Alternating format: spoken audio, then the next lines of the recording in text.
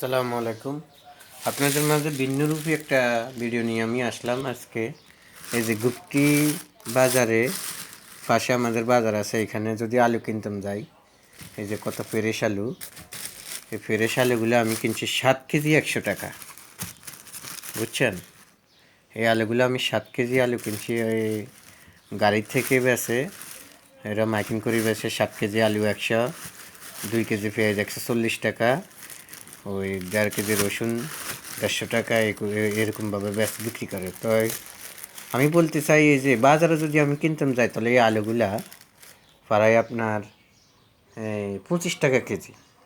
তাহলে গাড়ির যারা বেছে তারা কীভাবে ব্যবসা করে?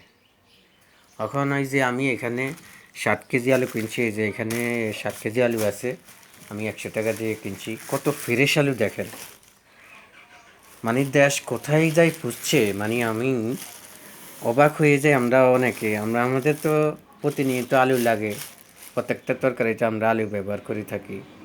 যে কোনো কিছুর মধ্যে আপনার আলু আমরা ব্যবহার না করলে নয়।